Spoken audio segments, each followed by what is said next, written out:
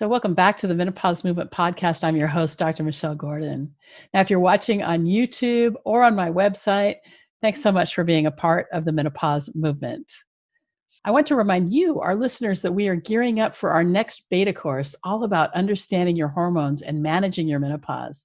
Now, this course is designed to help you leave behind mental misery and start to live the Menomate way. The Menomates are happy, content with their lives, not bothered by menopause symptoms, and many actually fit into their pre-menopause clothes again. Applications will open soon. The course is valued at $1,000, but it will be at no charge to you in exchange for feedback and testimonials.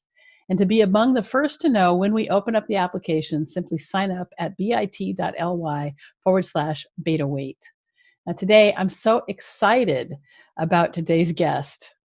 I have known her for the past 6 years, but it's been really a very superficial level.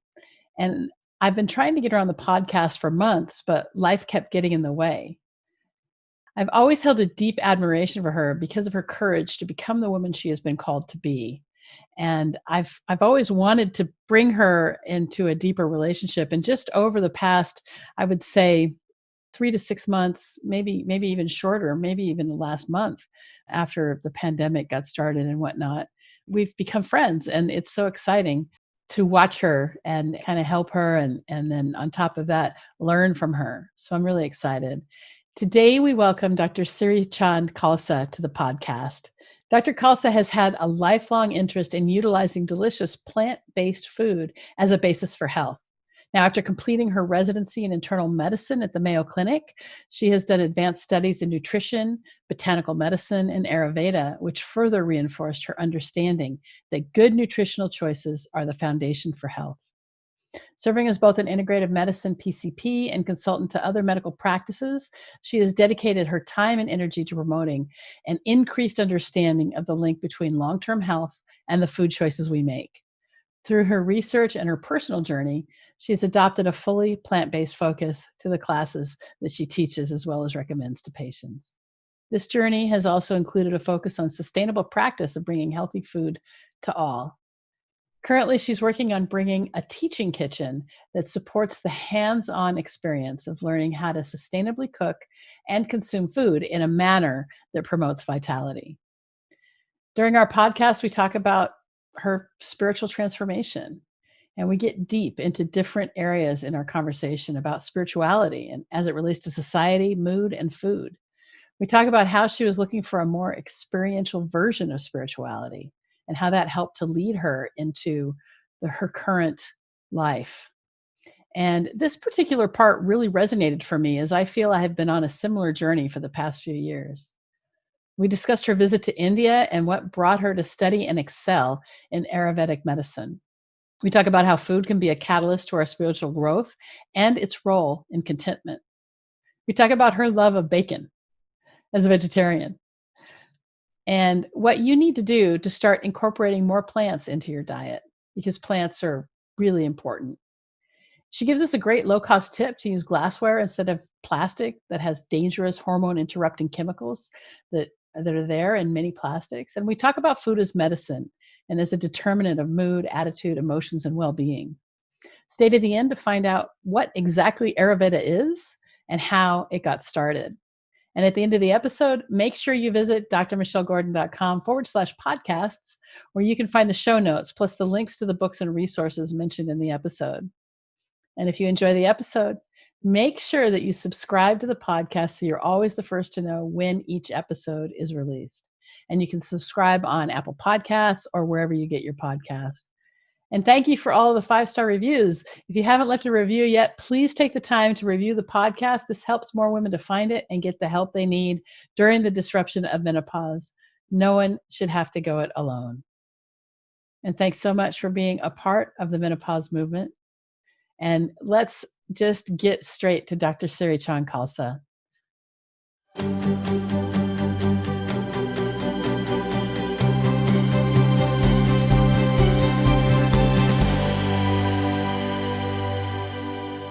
Dr. Khalsa, welcome to the Menopause Movement. Oh, thank you. I'm so glad to have you here on the Menopause Movement podcast.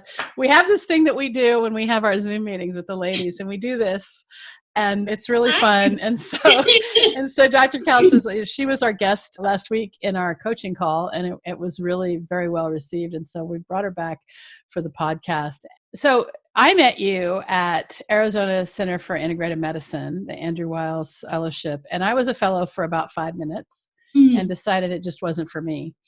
But one of the things that I noticed about you, and this was, I want to say in 2014, and maybe even earlier, maybe Valerie, my wife, graduated, I think, in 2012. So I went into the 2014 class. So it was watching you like when you were teaching that 2010 to 2012 class. And then in 2012, I think I went to one of our residentials, and then I stopped being a fellow. There's something about you that I always really looked at and looked up to. And that was, I've never seen somebody smile so much.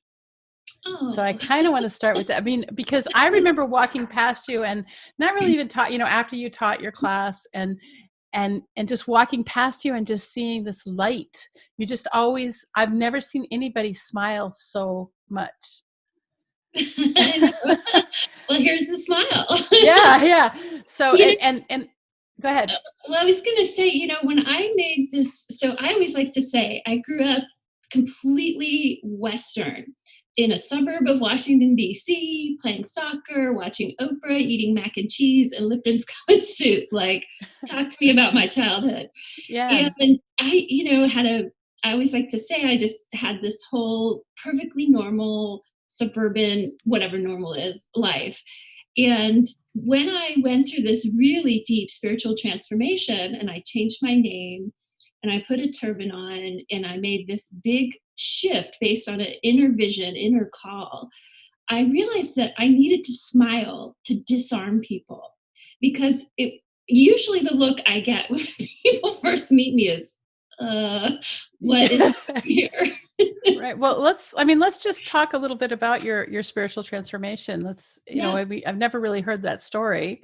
And so I'd love to, you're a Sikh, right? Yes, and that's why you wear the turban. That's why I wear the turban. And so maybe we can start with, because I don't really know, how diversely. Yeah. Well, mostly I think we should start with because I don't know what people know. We're a primarily Christian country, Christian to a detriment, I think. We talked about that before on the podcast.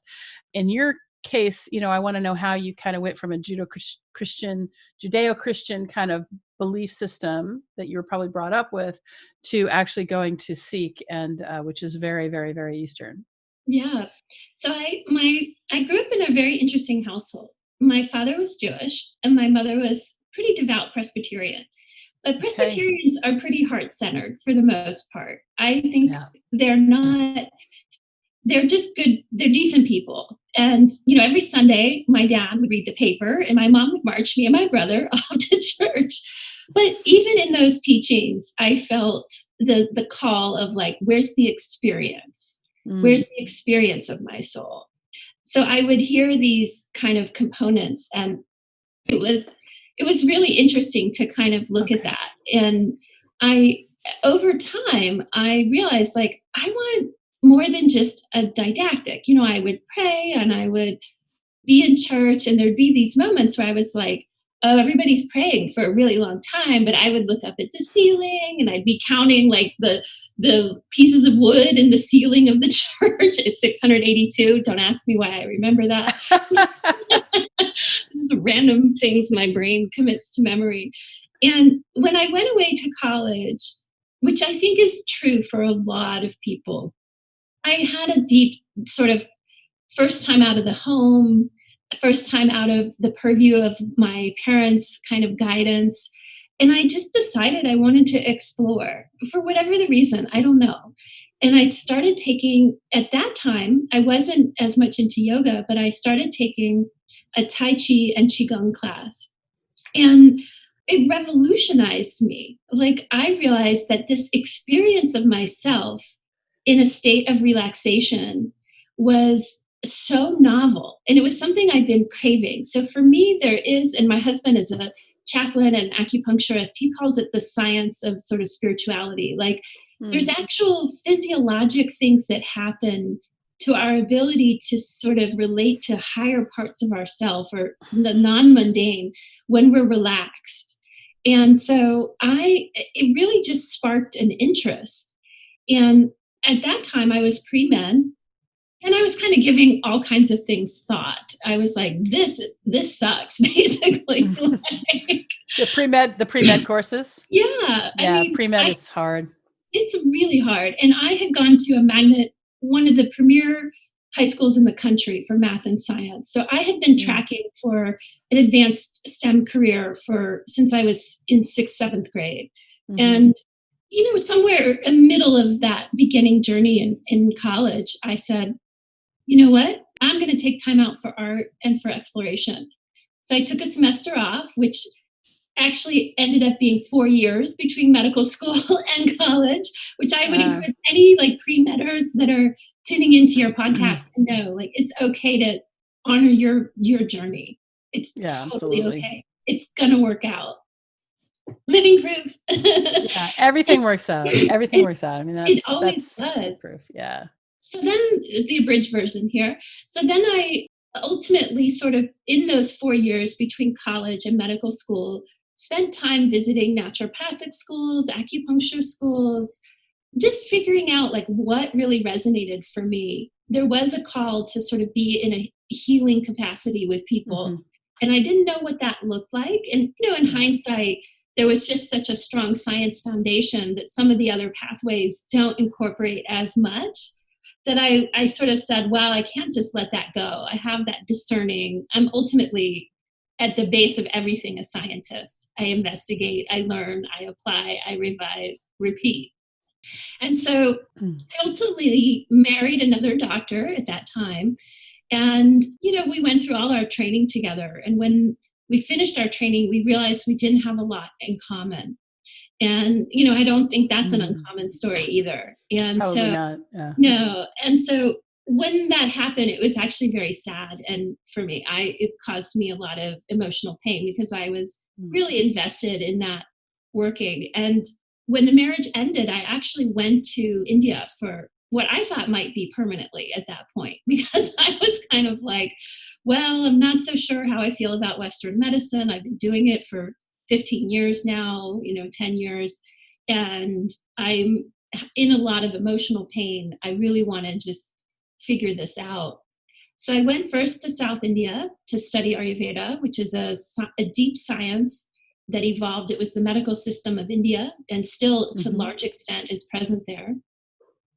And then How, I went to, how long were you? How long did it take you to learn all the Ayurveda? well, I like to say lifetimes, but I mean, that's a belief system. you know, In this Ayurveda, lifetime, then. in this lifetime, I spent, so skipping ahead a little bit, I actually spent 3 years off clinical practice studying Ayurveda. So it was a Okay. deep, deep, deep dive for me. But then I went to North India, where Amritsar, which is where the Sikh faith sort of is grown out of. And I had really profound spiritual experiences of a deep sense of knowing that, like, oh, this is home. It's the best way I could explain it. I felt like, oh, Mm-hmm. wow, I'm home. This feels like home. But it did confront a lot of my social conditioning about who my identity was, who I thought I was. And so, it took me 3 or 4 years to really start shedding everything that I had been conditioned to believe that I was. I was this married woman. I had this name. I had this medical degree. I had these credentials. I had this is my identity. And, this universal intelligence said, we're going to mix that up a little. Yeah, well, I think that's really important because, like what we were talking about in the beginning, and how when you can really look at all the beliefs that you have, and then examine whether they're still serving you. And we tend to think that the things that our parents tell us are true. But again, I love this analogy, and I do it almost every time on the podcast. When I pick up this pen and I drop it, it's going to fall, and it's going to fall at a measured rate. We know exactly what that is. That's 9.8 meters per second squared. That's a law. right? But Jesus says the savior of the world is a belief, right? And that may or may not be true because it's not true for you, and it may not be true for me, and it may not, it may be true for other people. And not to get too much into religion, because I know this is going to upset people. Christ came and he was great and he did a lot of really great things, and I don't want to like piss people off Yeah. about religion, but at the same time, the fact that you were able to look at the Presbyterian things that you learned, even while looking at the ceiling, yeah, and counting the boards, and what'd you say, 648? 682, I think. 682. Okay. And and then say, well, is this true for me? I mean, I think that this works in any aspect of our lives. I mean, the reason why we don't make the changes that we want to make in our lives is because that we're stuck in our beliefs. Mhm. And so when we can really, really take a look at those beliefs and say, well, I mean, I know, we're going to get to talking about food in a minute, but, one of the things I like to say is you don't lose 100 pounds in a day. You lose 100 pounds by starting to be the person who's 100 pounds lighter today. Oh, I You love that. know? I've not heard of Yeah. that. I love that. Yeah. That's So a you great way you to start. start acting as that person. Now you start making those decisions. Now you start looking at things that you think are food and you say, "Oh, that's not food. That's not going to serve me," and becoming more mindful. And then you change your beliefs around food. I mean, that's how you lose 100 pounds. You start moving more, you Right. stop eating sugar, things like that. And so when it comes to, like, for you with this big transformation in your beliefs, these are your religious beliefs and your personal beliefs and everything. I mean, that is such a major transformation. I mean, how long did it take you to go from, Western garb to Yeah, wearing a turban? about 5 years. Yeah.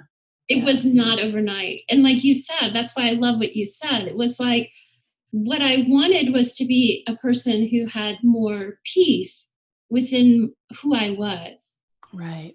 And so, medicine, again, my conditioned belief was bourgeois, I had all the things, like degree, husband, finance, homes. Yeah.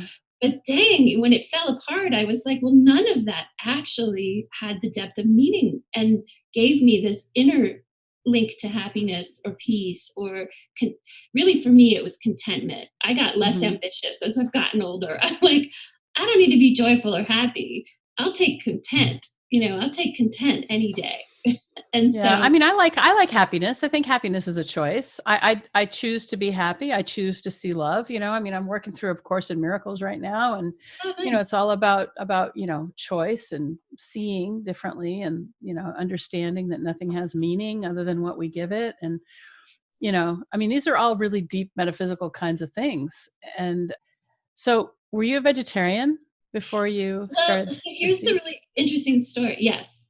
So I like to say that my mom grew up in Iowa and she grew up in a city that had meat packing plants. And so Mhm. for some reason, her high school decided that a really fun field trip would be to go to the meat packing plant.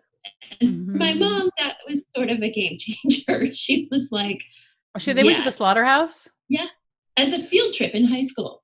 Yeah, I mean, my father was a cattle rancher. My grandfather was a cattle rancher. My father grew up on a cattle farm, so I was around auctions, and we were at the. I mean, I watched pigs get born and cows get born, and I watched them get. I mean, for me, I chose to be a surgeon, right? I mean, I got a knife just sitting here on my desk. And there's a scalpel in my thing, so it's so I'm very comfortable. I mean, maybe I just was always very comfortable with that because I never Yeah. thought that was a big deal, but it might have been how it was presented, who Yeah. knows? For All right. her, So she was like, I'm not eating meat anymore. That was like her pivot point for whatever the reason. yeah. And really from that point forward, she ate meat for a bit. My father and her lived in Europe. He was in Vietnam. They had Hmm. 6 years or 8 years, I forget which it was, in Europe, where he was stationed in Wiesbaden, which is where I was born, where they traveled all over Europe. They loved to eat. And this is partly where I think my food vibe comes from, just their Yeah. love of traveling and eating and exploring.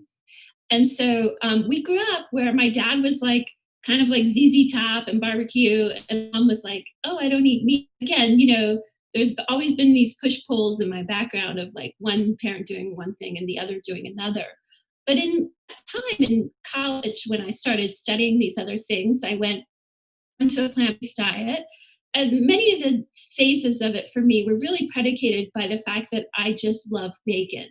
And so I would have these long stretches of plant-based eating. And then there'd be some situation where bacon or sausage was present, and I'd be like, I just can't do it. I can't resist you for another second. Sorry for all the people that love the little piggies and the animals and all of that. But I then when I was in in my first marriage, we definitely had a meat based lifestyle. But towards the end of it, as I was sort of rekindling my interest in yoga, I started back to that plant based. And so since about 2007, 100% plant based. And when Okay. I more formally adopted my Sikh values, part of that, it's sort of an orthodox kind of pathway where you agree as part of that decision, you won't eat any meat or, anything that had a mob basically anymore. Right. Or anything with a face. Yeah. Yeah. Yeah. So So, do you miss bacon? I do. I really Yeah. do. And I really miss Tempeh bacon isn't the same. I know, it's just Yeah. nothing. There's eggplant bacon, there's carrot bacon, there's nothing is the same as a BLT. I mean, it just Yeah, that's I true. do TLTs like a lettuce tomato, and that works. But Mhm. sometimes I just think about it, and again, I never evangelize my view as a superior one, but I do believe that some of it is that I'm making a choice that there's less suffering for another being. But Yeah. again, I know not everybody shares that view, and I'm not trying to convince anybody to believe that.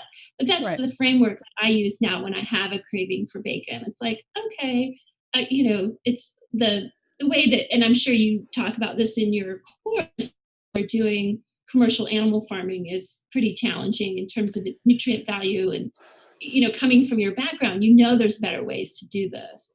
Yeah, So, well, we do consume meat, and we go to sustainable farms that are local, and we make sure that it's grass fed, and as a yeah, matter of fact, there's this local place called Pete's Meats here in the Hudson Valley, not too far from us, who brought us a delivery, and the meat is delicious. But we also support a local farm called Glenwood, which trains seed incubators and trains people in sustainable farming, and that's a yeah. nonprofit Yeah, farm.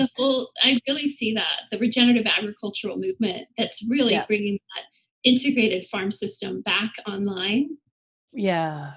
Well, that's I mean, it's kind of funny because I really do see a big pair. I mean, we're both doctors, right? You're internal medicine, I'm surgery, and we both have left medicine for probably similar reasons. Working as a doctor in America right now is morally challenging. And if you're working for somebody else, you're a cog in a machine. And if you're working for yourself, it's impossible to get paid. And so, pivots are going to continue to happen. But when you look at what happened if you remember, the factory farms taking over, the small farmers, I mean, it feels the same to me. There's so many parallels to, corporate medicine and corporate farming and what happened. I love And that. when I'd never thought about that. and then, when you look at the obesity rates in America and how it's so related to the corporate Yeah. farm takeover, Did you see the movie The Biggest Little Farm? no. Oh, you'd love this movie, and I think your listeners would love it too. I wanna say it's free on Netflix for those that have it, but, Okay. oh my gosh, it's just such a compelling story, and that an LA couple moves there.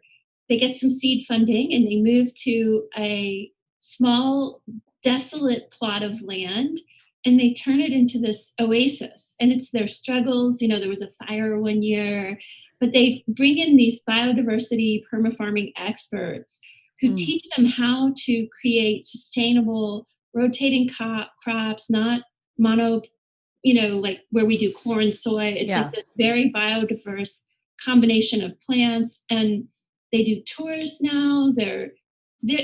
I'm So such great. a fan of what they're doing. And Well, we'll make sure we hook up that, that link in the show notes. I've done a lot of tours. I used to drink a lot of wine. I don't drink wine so much anymore because I find that it makes me feel crappy. And so every once in a while I have a glass of wine, but not it's like maybe once or twice a year now. I used to drink almost every day.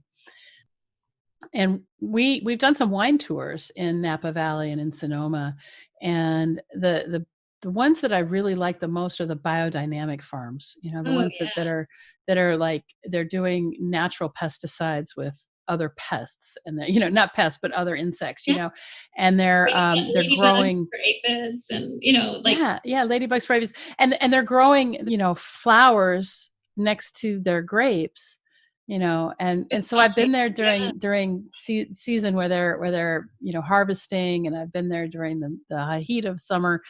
It's very interesting because when you see that, and then they're growing food as well. These real biodynamic farms, they're not just growing grapes, but they're growing food Mm. and doing that as well. So that's pretty interesting, the whole farm movement. And do you have a home farm, or at least a garden? Well, I had to move. What happens when you leave medicine is sometimes you have to Yeah. scale down. Yeah. I mean, keeping it real here. So I had it, and I had never lived big. I always knew that I could never work full time. So in my medical career, I never worked more than 24 hours of patient care per week, because Hmm. that was my absolute max of where I could maintain any semblance of balance. And even at that, I mean, and I think that has to do with the deep dive that I do with people that the system just has no capacity to embrace or understand the value of. So Yeah. you're racing the clock to give this sort of lifestyle prescriptive process. But I had 6 garden beds, raised beds in my last house, and I loved it. Oh my gosh, it was the first time I'd ever had a garden, just because I all the training and all the moving, and I was a bit of a Yeah. nomad. I'd never really settled roots anywhere. And so being in this home, I hired a gardener because I just had no idea. And he worked magic, man. He just Yeah, the came in. gardeners are really good. They do Oh, they yeah, do when they know, magic and for his us. particular focus was urban gardening. So he had all the right dirt, and he had this formula, and he had all the starts. And within the first season, I had this a literal farmer's market coming out of these raised beds. Herbs, lettuce, bitter greens like Swiss chard and kale, and artichokes and okra. And I was like, I would go out in the morning, and on my social media, there's some older posts. I'd be like, la la la, I'm in the garden. There's all these like bright halos around me, and I'm Yeah. just like, oh, I couldn't be any happier. Like I've Yeah. never just been as blissed out as I was. Now I have a little patio garden that's got a Okay. lot of fresh herbs in it, and we want to do like the urban patio jungle sort of thing. And as things move forward and there's some capacity to explore that, I'll probably document my journey with that, because I think Well, it'd that's be pretty great. fun. Yeah, that's great. So I have eaten some of your food. One thing that I found, there's two things that you said in the course that really stuck with me, and one was that something you said multiple times, and that was, don't drink your calories. And that stuck with me. I mean, I've never gone back to look at my notes, but I remember that the course with you was one of the highlights for me, and having all those diverse flavors that you were able to bring out. I don't eat grains, generally speaking, but I mean, when you're a vegetarian, you kind of have to eat grains. Yeah. But, for somebody who's looking to, say, transfer to more of a plant-based diet, and even if they're looking to add, I mean, one of the things that we teach in our program, when people leave their minnow misery behind and become minnow mates and start living the minnow mate way, I love we it. teach that you want to have more vegetables. And if you're going to eat meat, that's fine.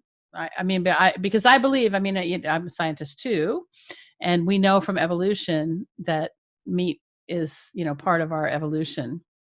So if somebody wanted to start, and there's so many roadblocks. I mean, you've got these manufactured foods where people are saying it's vegan, but it's filled with harmful, poisonous things like vegetable oil, or this, that weird cheese, right? Cheese, that like might taste good on your palate, but then will like wreak havoc with your intestinal system, or, Mhm. all these non-nutritive things. So how does somebody increase their vegetables, I guess, is the question. Well, so this is a really great question. And I have a couple of theories about this. And my main theory is that the first thing you have to do is to be sure your kitchen process is solid. And by that I mean I think you have to have a decent sized 4 or 6 quart with a steamer, and you need a slow cooker. So if you're going to eat vegetarian, those are two things that make your life infinitely easier. That's number one. Number two is that meal prep is amazing. So if you can go to the store once a week and prep your vegetables and put them into containers in the fridge so that you have your veggies ready to go, that's number two. Those two Hmm. things right there actually really change things for people, because if you have cut up veggies in the fridge, because I find the biggest issue right now for people is time. Hmm. There's not enough time in the day because they're a little behind on their planning. They come into a meal and there's been no advanced planning for it. It's like, okay, I'm going to intuitively check in. I'm hungry. Yes, I need a protein, I need a vegetables. Okay, cool. And then it's like, how hungry am I? And how quickly do I need to accomplish that goal before the second or third thing I need to be doing starts happening? So we've sort of lost the culture of eating and sharing meals, which I just accept at this point. I mean, time out, yes, please cultivate that. But I'm also a realist. Like, I'm Go not eat in going to, France just yeah, once. exactly. Just once, see what that experience Yeah. is like. Yeah. So if you've gone to the grocery store and you've cut up carrots and broccoli and cauliflower and squash, and it'll last 3 to 5 days in a sealed container in the fridge. And I have glass because I prefer Hmm. not to use plastic due to, the phthalates Hormone and disruptors and yeah, yeah. exactly. So I store them in my veggie drawer cut up. I also use ball jars, with the lids. They're Hmm. super affordable. So sometimes people say, oh, those glass containers, they're so expensive. Just throw it into ball jars. These are you can Yeah, get you can get the big ones too, Yeah, just canning jars. And yeah, we exactly. use those. We use those for green smoothies. We use those for teas. We use those for all sorts of things. Yeah, and 10, Pickled bucks. vegetables. Yeah, $10 for 10 of them. They're not like Yeah, investing in those glassware sets, which right. then you lose the lid and It's a you're like, great tip. ah, it's so lame when you lose the lid to one of those because you left it somewhere. But the Yeah. idea here with adding more veggies is that if you have this steamer insert, when you're getting your other dishes going, just start some water and boil some and throw the veggies into the steamer insert. Nutrient wise and cooking wise, steaming seems to be the one that holds the most nutrients in the food. And then when you're done, you can flavor it with spices or whatever you use. We do like ground hemp seed dressing, olive oil, whatever your point of view around saturated fats is, whether you use a little ghee or coconut oil. Everyone's got a different point of view. And I again don't stand on an island here and say, oh, you can't eat those things, because fat adds flavor, it adds texture. There's healthy Does. fats for sure, certainly the ones that nature makes in nuts and seeds. And I love olive oil. So this is my personal opinion that those are fine to incorporate. I agree with you. It's So not, I mean, I think we can go back to a little bit of science here and yeah, say that nature doesn't make bad fats. And that's including animal fats. The main issue is that you want to make sure that if you're using animals, that they're coming from a good source, not a big factory farm source where there's right. a lot of antibiotics and that sort of thing. And Well, even dairy, which is, controversial. I don't advocate dairy because we're the only species that eats another species milk, which is, when you look at it that way, it's like, can you imagine going to an ice cream store and having it be human milk ice cream? that's not something that appeals to me for sure. Yeah. So that's one thing that I like to bring up is like, we can look at it. I mean, and then the keto guys will say, "Oh yeah, have cream in your coffee. It's okay." And calories don't matter when it comes to keto. And then, people are going eating keto and they'll lose a little bit of weight and then they'll plateau because they're eating too many calories. And so diet is a really, really tricky subject because there's a lot of beliefs that come up with diet. Oh yeah. And Yeah. in the years of working with people, I find that if you can introduce new habits and not focus on the habits that we as scientists or clinicians or coaches or whatever capacity, nutritionists, whatever we think they may not be doing right based on our study and our relationship to the science, I don't find that works for people telling them you're doing this wrong. It's more Right. like, listen to your body. Are you energized? Are your bowels moving normally? What's your mental focus? What's your mood? Are you sleeping okay at night? Because food can actually impact all those things. And, do you feel like you're inflamed all the time?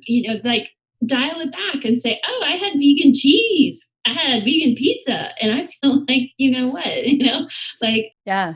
and You know, back to dairy, a lot of the dairy farms give them not their natural food. So it actually affects the fatty acid composition of the milk. mm. So the grass fed is just so key because when they're given grains, it doesn't give that omega-3 ratio that's more desirable. And same Well, with the it's just, saturated fat in it. I mean, dairy. I mean, listen. I think that it's funny because as a mother, I think that dairy farming is probably the most cruel industry that there is, because they keep the cows pregnant and then they take the babies away, right? And the males end up being veal, and the females end up being, more dairy cows, and so. And that's kind of funny. I mean, I guess that's really juxtaposed with the fact that I eat meat because I do. But I mean, when I go to dairy farms, I feel sad. I've been to Right. dairy farms even in France, and it just makes me feel sad. Well, it's interesting. I was at a goat farm, so I used to think, well, dairies, they treat the goats better. Okay. This was when I was more of a lacto vegetarian, and I went to a goat farm in Hawaii, and they were like, yeah, we kill the goats when they pass their mark, or we take the baby away, to keep the milk production. And I was like, Yeah. no more goat milk for moi. Like, Yeah. it just seemed like you said, I didn't have children, but that mothering side of me was like, oh, you take the babies? Yeah, they have to. Yeah, they Yeah, have to. Yeah. And it's just, it's animal husbandry. And so it's kind of like how it wasn't hard for me to see a slaughterhouse as a child, but it was hard for your mother. I think we're just going to filter things differently, right? yeah, it hits But I want differently. to I want to go back to you talking about food and mood because, Hippocrates, going back to Hippocrates, let food be thy medicine, right? And I recently had a really very depressed episode, and I don't get depressed. I'm usually very, very happy. And so my energy was wrong, everything was wrong. And when I checked in with my higher self to say, what is going on here? It was like, look at what you ate. I was like, oh, I forgot. And Mm, it's easy for me to say things like, I don't smoke pot because I don't like how it makes me feel. That's right. easy. That's Yeah, like a no-brainer. It's like somebody smokes pot around me and I'm like, enjoy it. It's not for me. All right. right. And and then I struggled with alcohol because it was like I feel good when I'm drinking it. And then the next day I don't. And it was like this big push-pull. And so I finally said, okay, I'm not going to drink and I'm going to see how I do. And now and I'm always like, I'm struggling with my weight, back and forth, whatever. But I haven't really I've connected it before, like really like kind of it's like these threads of connection. But Mm, this time it was like this huge connection of like, when you eat like that, I don't like it. And I'm gonna feel shitty. mhm. Yep. And, I think this is something that there's a psychiatrist, Drew Ramsey, whose work is really intriguing. He's kind of your keto paleo mindset, and he, believes in grains and greens. But if anyone's interested in doing a deep dive beyond what we're going to talk about here, his work is really Mhm. compelling because he looks at, as a psychiatrist, he's looking at mental, emotional, and I believe, higher self, spiritual states that are Mhm. linked to diet and the science of it. What I learned about it came from my study in Ayurveda, believe it or not. Yeah, And I so, believe it. yeah, I Ancient mean, medicine. ancient medicine. So what Ayurveda is a science It translates literally as the science of life. And it's like, wow, that's a big bite. What the heck does that mean? But basically, what happened is that over millennia, the human condition was observed and notes were taken. It's like, oh, okay, that's not so hard to comprehend. And as that happened, patterns were seen, patterns started to emerge.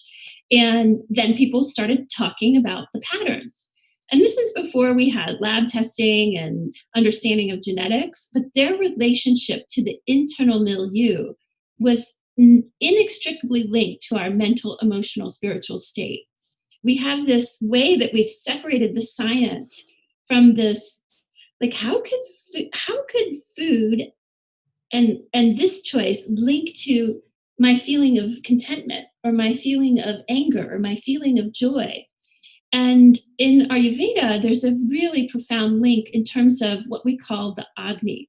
So, Agni is this, if you think about it's called basically translates as the digestive fire, the fire of awareness that exists within the body and particularly within digestion.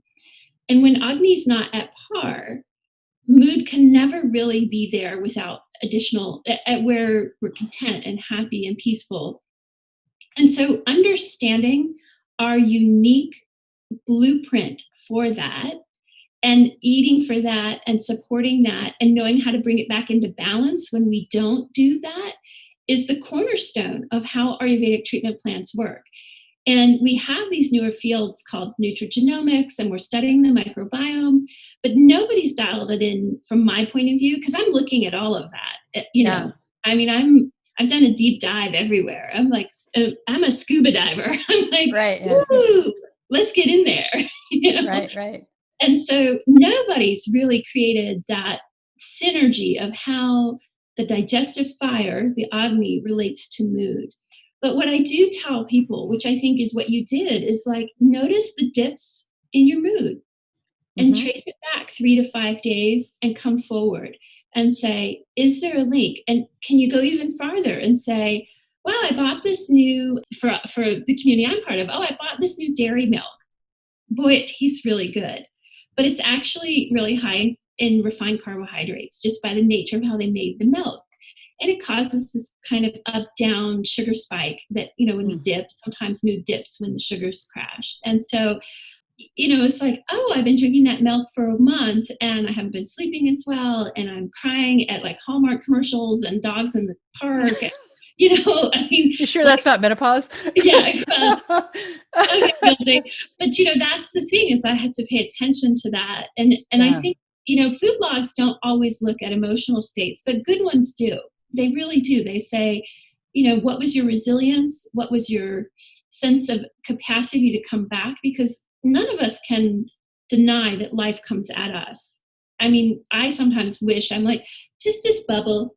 I make this bubble. Yeah. Yeah. For sure.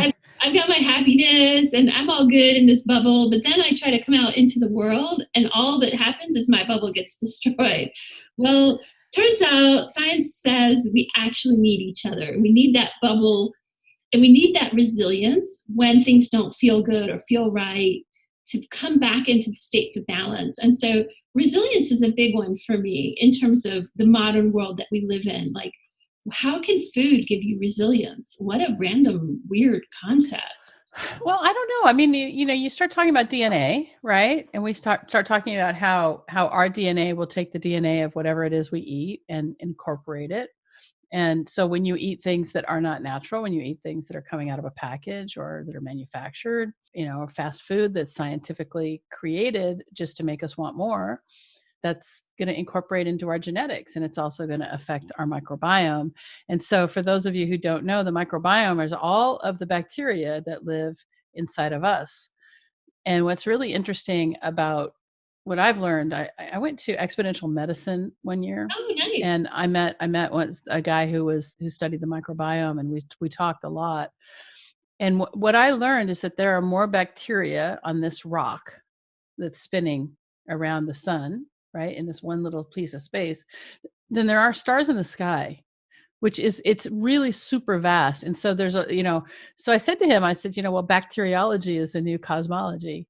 And so now we're looking The inner inward world, because the outer world. yeah, and because believe in evolution, you don't believe in evolution, but from the science side of it, we evolved with bacteria. We're probably like conglomeration of bacteria that came together, when you think about the primordial goo or all those. I mean, we're getting really Exactly. weird now, but yeah, it is, it is weird.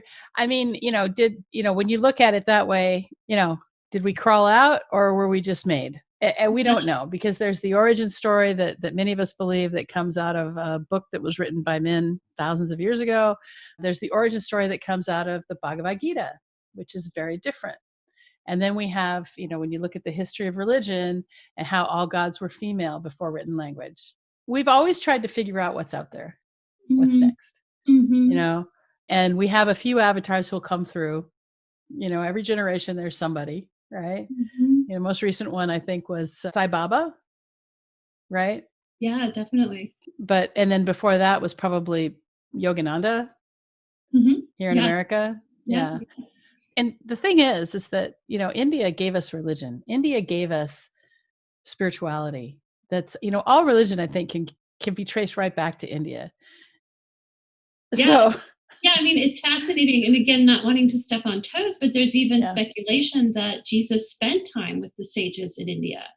And again, where was he after he overturned the tables? Yeah. And then when he showed back up at 30, where was he? There's like there's records. We know this. He was a yogi. So it made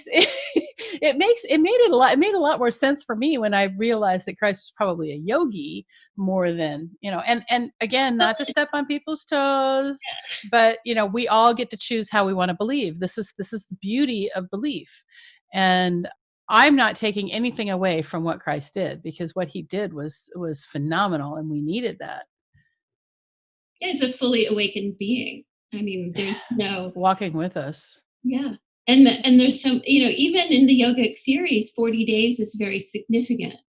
Yeah. It's a time of, there's 7 tissue layers in the body, and it takes a certain amount of time for thought, food, consciousness to move through the tissue layers. And that time is 40 days.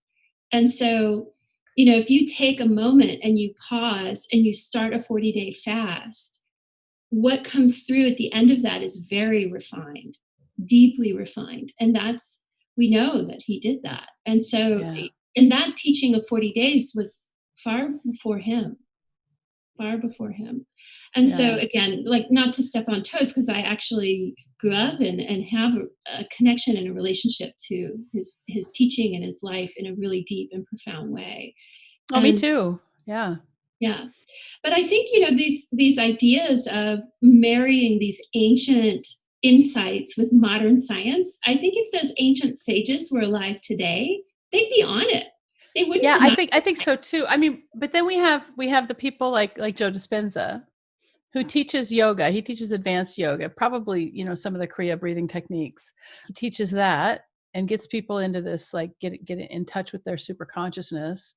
And he does these like breathings for pineal gland activation and that sort of thing. And then miracles happen.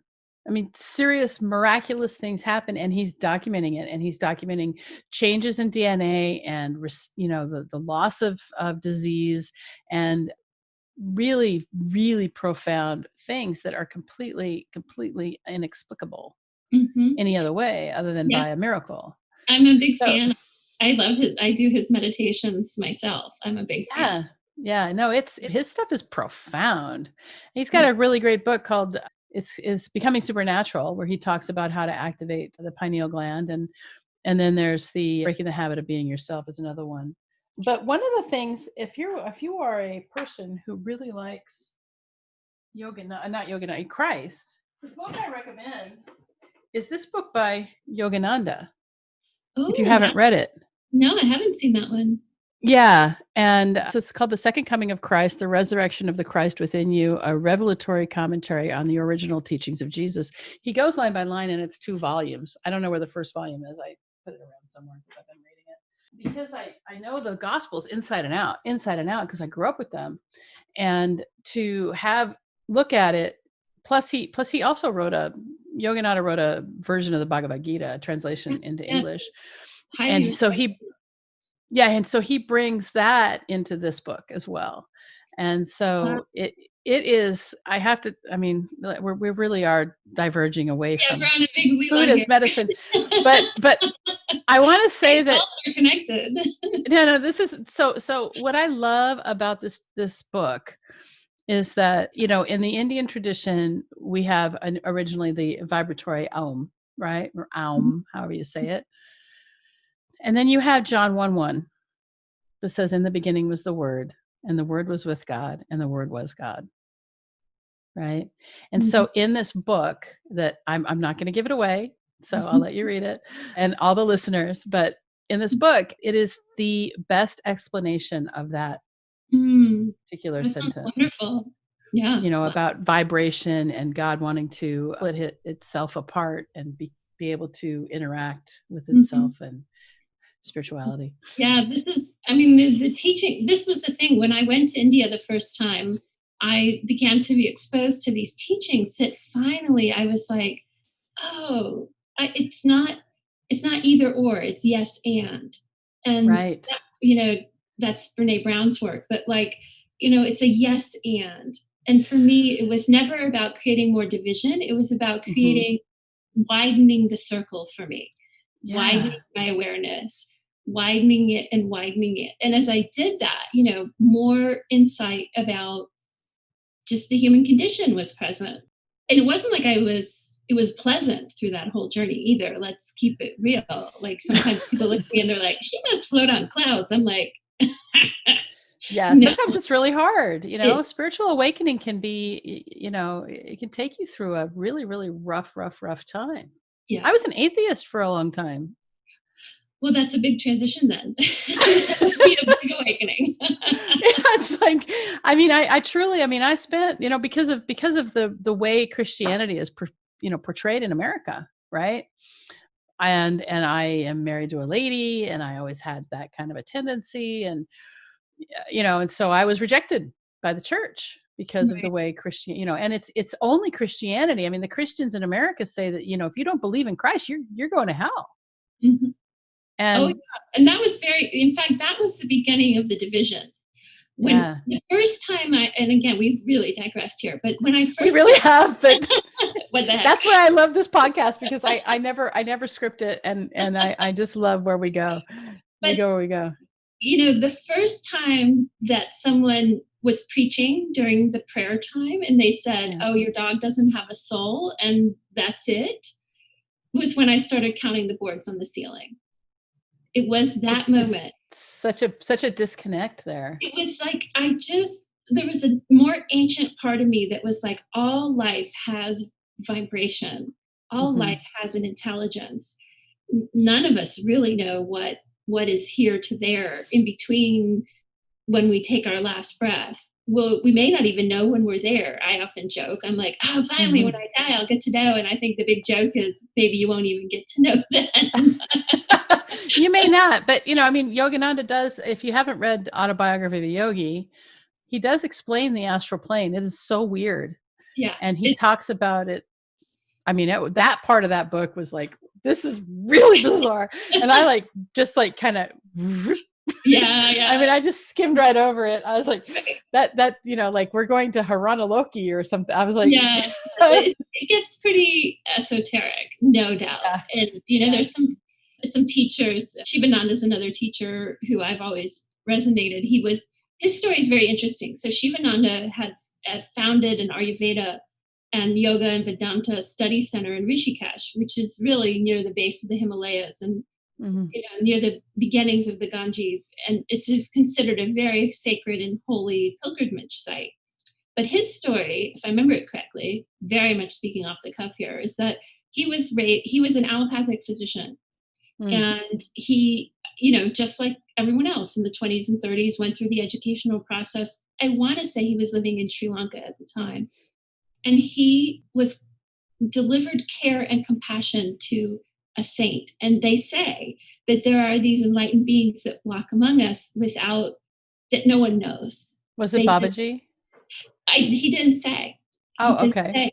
But and in fact, the theory is that he didn't actually know that this person was awakened or enlightened. Mm-hmm. He just came authentically with his heart.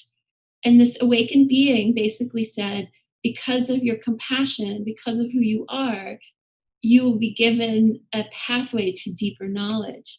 And he left his medical practice shortly thereafter, spent 10 years meditating and studying, and then started teaching these esoteric metaphysical principles. And he's got a breadth of books and catalogs. I've been to his center in Rishikesh in India. I have some of his books. And, there are these deep teachings that we can, again, it can be a little esoteric and not Yeah. applicable to our day-to-day life, and kind of an indulgence of sorts, because it's not practical in some way to dig into that stuff. But gosh, I did, like, Yeah. 110%. That was really meaningful for me, because I'd also had some unusual experiences along the way that I couldn't explain. And so, like, leave that there. But, Yeah. it is interesting I to think think. we've all had like weird, like the 80s was like a really weird kind of energetic time. Yeah, totally. And there was like a lot of weird stuff happened, like miraculously or energetically or however you want to say it. Some Yeah, weird stuff happened in the 80s spiritually. yeah, Yeah, for sure. yeah. And lucky us, we've survived to, come and talk about it. Right, right. Um, Well, Wow, this has been really great.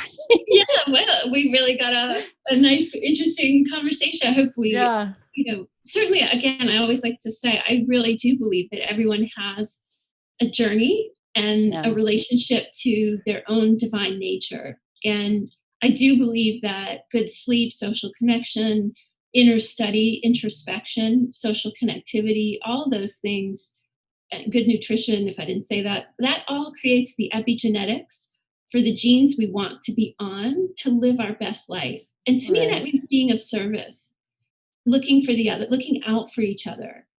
And, I can't let this whole podcast pass without just saying, like, we're in a time of huge transformation. And We are.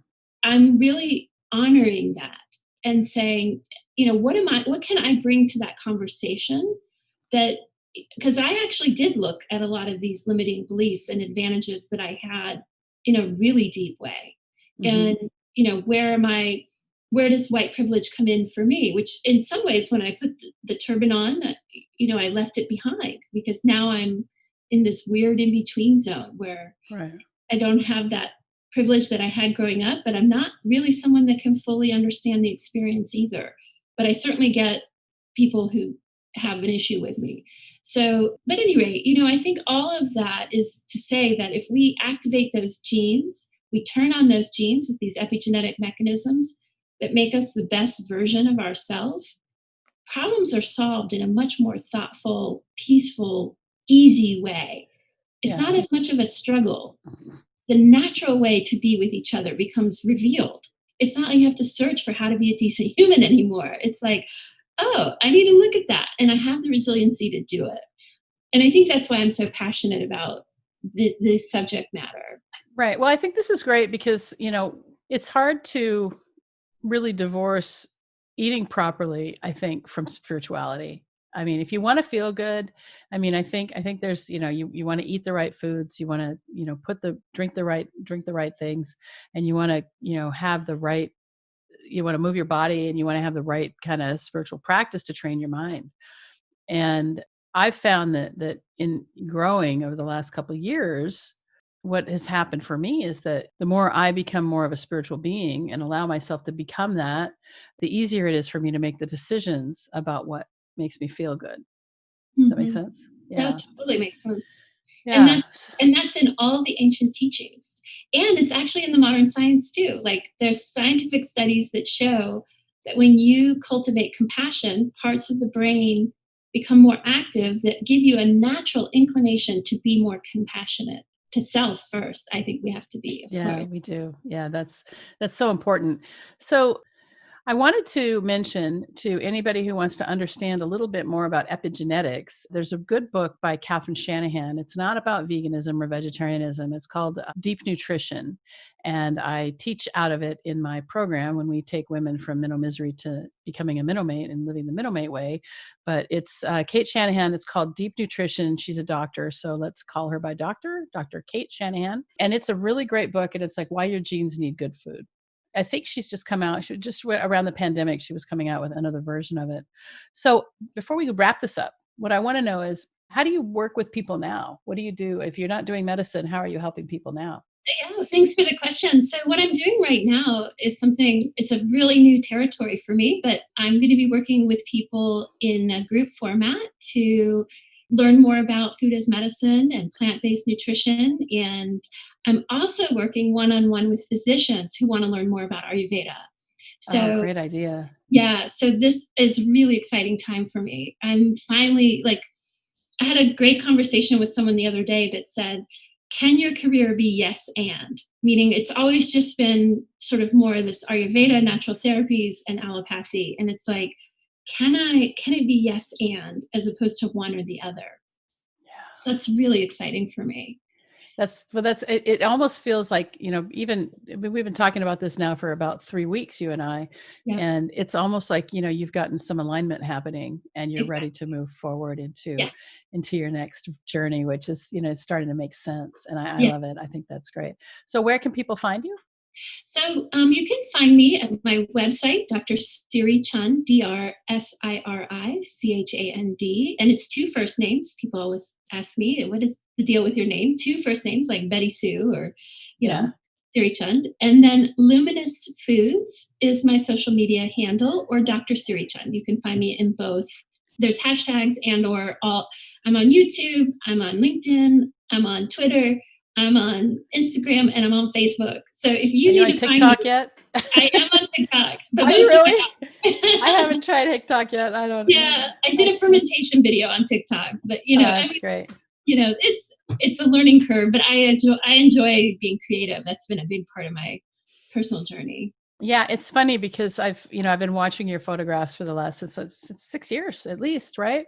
Mhm. And there's always the way you expose. There's always like brightness to the way you expose, even to the point of your background today. Yeah, exactly. Well, light is, it's so funny you would notice that because natural light is the core part of how I integrate the patterns, colors, and textures of nature. And so I always use natural light in my photography. And I do have prints for sale. So that's on my blog, Oh, on my oh, webpage. that's great. Yeah. Awesome. Now, if you have questions about the topics covered in this or any other podcast, I invite you to open a conversation with me via email at info@menopausemovement.com or on Facebook Messenger through my Facebook page at Dr. Michelle Gordon. That's DrMichellEllelGordon. I also want to invite you to join in our next beta group. Here at the Menopause Movement, we are always trying out new methods of teaching and the best ways to get on top of your menopause symptoms. We regularly run beta test groups where we create a learning experience valued at $2,000, but at no cost to you in exchange for feedback and testimonials. To get notified of our next beta group, simply sign up at beta.menopausemovement.com. And thanks so much for being a part of the Menopause Movement. I appreciate you.